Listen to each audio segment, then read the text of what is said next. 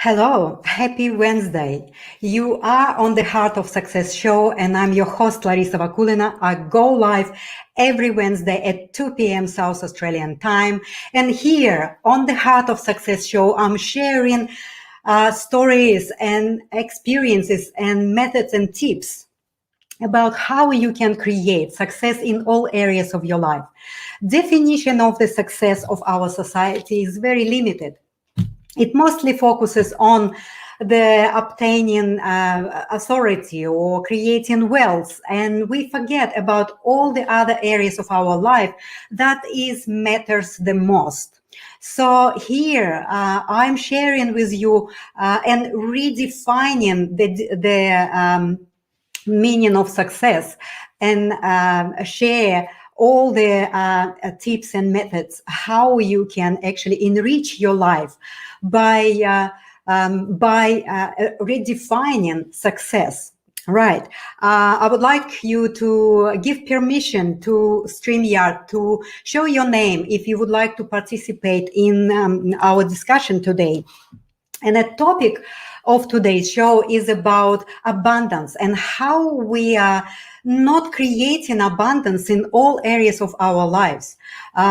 So it's like if we have abundant one area of our life, for example, if we are successful and create abundance in our businesses or financials and wealth creation and possessions and materialistic stuff. So then we find ourselves somehow in deficit in our relationship, in our health, in our emotional states. And today I would like to discuss with you how, what is it at the corner, at the root cause of us not able to create abundance in all areas of our life.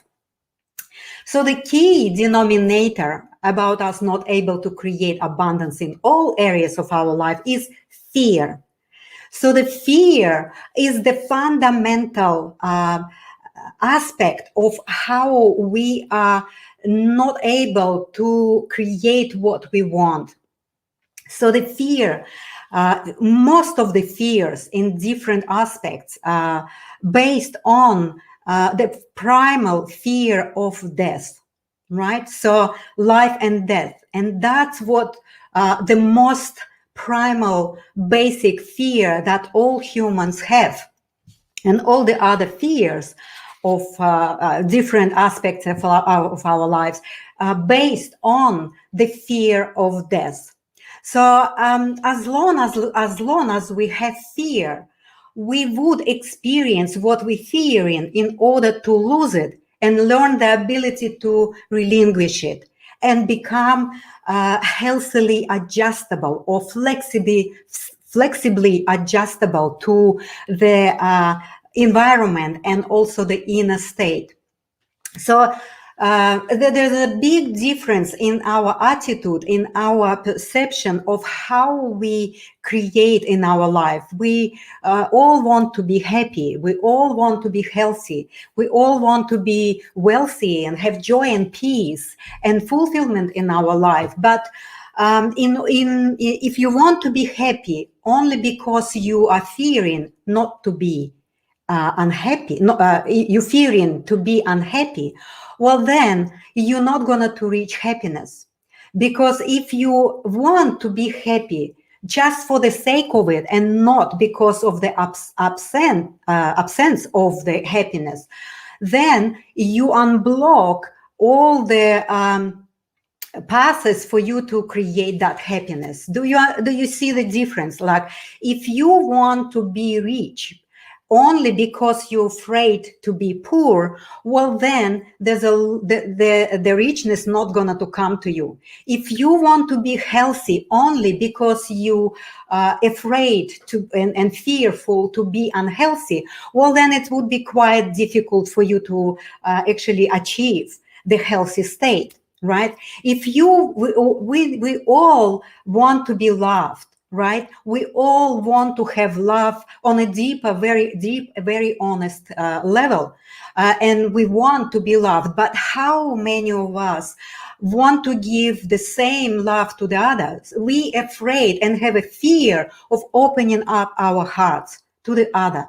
So see how it works. Like if we hold the fear uh, and but want to obtain some positive, like if you, as long as we want to have positive in our life, only because we afraid and fear not positive, we fear negative, well then we completely blocking the way for that positive to come to us, right? So look at what's happening right now in everything that we're experiencing, right? It's like that collective fear is swaying a lot of people off their feet, and there is so much of negativity going on around, and all of this judgment and all of these discussions and all of it related to that fearful state. When we actually in a state of fear, our minds and our perceptive abilities are completely shut down. We have that state of mind that the fear is actually suppressing our critical objective thinking, and we don't see the reality the way it is. We see the reality from the frame of a fearful mind. So, and that's exactly what we creating. If we see the reality from that mind that is fearful, we're gonna to experience that fear in order for us to learn to actually lose the fear. And the more we fear, the more we create situations that would convince us and would confirm to us that that's true. And this is, of course, affecting our self-trust. The more we're experiencing from that frame of the fearful mind, and the more we're experiencing that it is happening to us, the more we are not trusting ourselves. So these two, the fear and self-trust, is so interrelated, and it is so interplayed together, so that we need to start to really learn how we can deal with our inner deep fears of what we really want, but we also fearing the opposite of it, and we never can create what we want. So I would like to share with you about 3 points that I think would be really, really important for us individually and collectively to consider how we can look at the whole creation, and how we can look at our fears of that creation, right? Firstly, I would like to elaborate a little bit on the concept of life and death, right? Like, it is impossible to love life if we have fear of death, right? I know there's no human being on earth that doesn't afraid death. It is really sitting deeply in our souls. But at the same time, I think it's time to start to see life and death as a unending process of transformation from one state to another.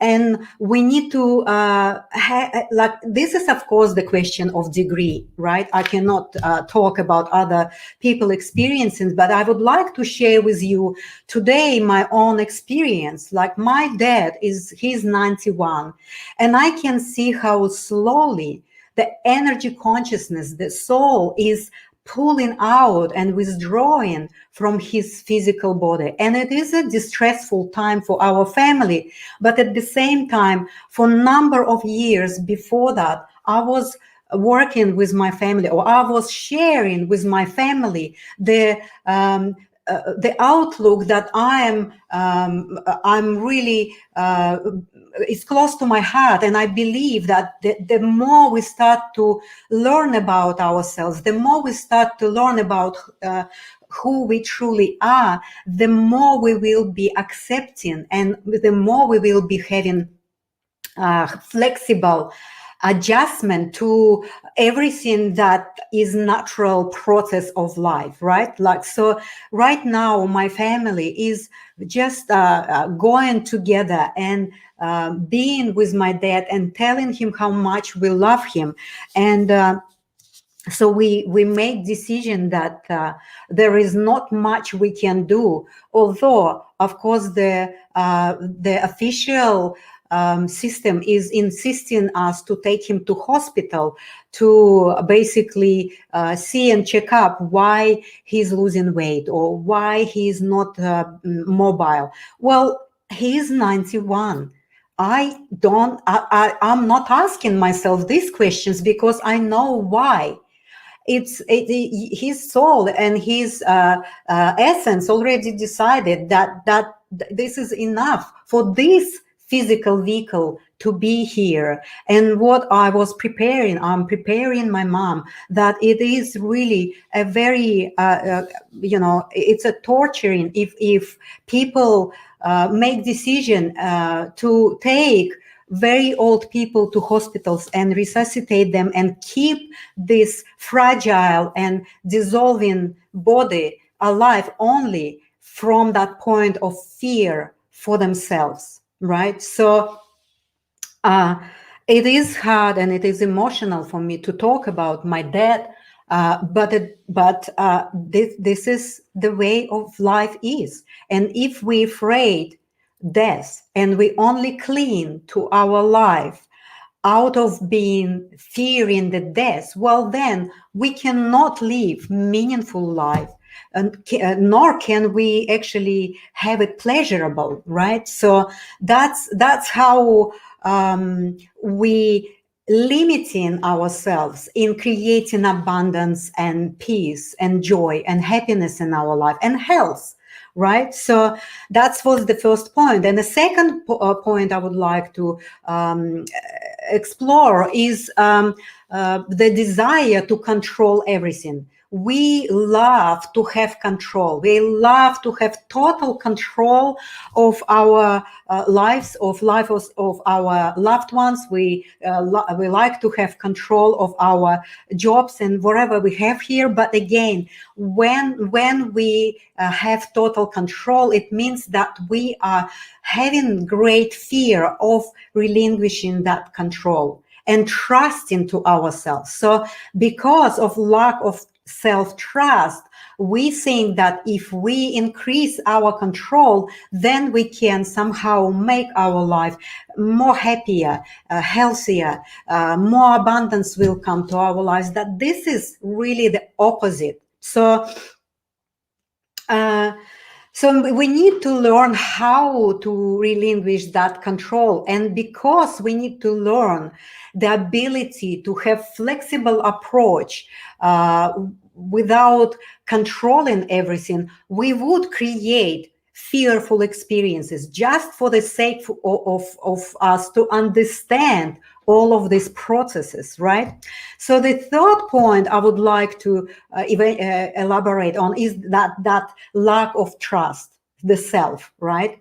So we go circles obtaining knowledge, expertise, scientific evidence, and all these opinions of the experts, and we kind of not even having given any chance to ourselves to tap into the wisdom that we have and trust that navigation system that we all hold within ourselves, right? And we have it all.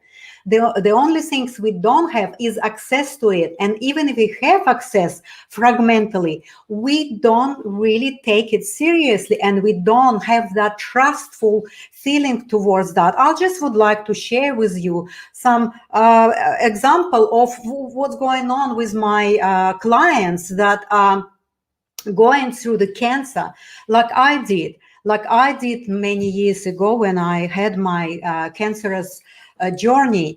I completely dropped my mind and I allowed the intelligence of my senses to guide me through that.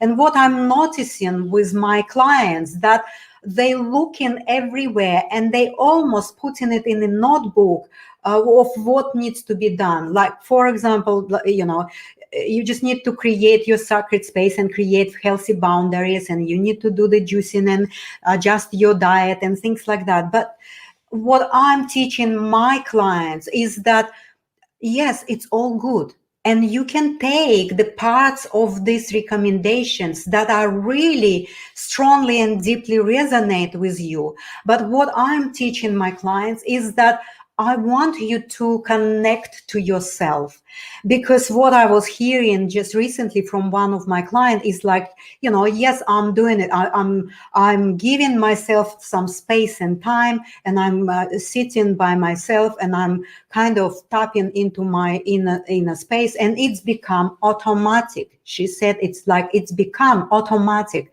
Well, this is it. Once something become automatic, and once you're not having that deep experience and not going through that emotional experience of being in that moment, it's already not impacting positively in your healing, right? So what I'm teaching my clients is that connect to yourself. I'm not teaching follow what I did and how I healed my cancer. I'm sharing it with them, but I'm saying you are the only one who know and who has the wisdom for your own unique system, for your own unique matrix of who you are. Only you can tap into that wisdom, and only you can trust it, because I only can share my experience, and I only can maybe provide for you a few little different recommendations or opinions, and just show you what to do. Maybe you can start to do what I did, but it's not gonna to help you, because you are unique. You are the only one, and there's no one can duplicate you. So of course, in order for us to establish trust, we need to have as much information as we can, and from different angles. So only then we can make that decision. But what I'm noticing and observing right now is that number one, because of the strong, great fear that is around us, that is so much information that we now having around us everywhere, we really feel like we're losing ourselves in this informational war.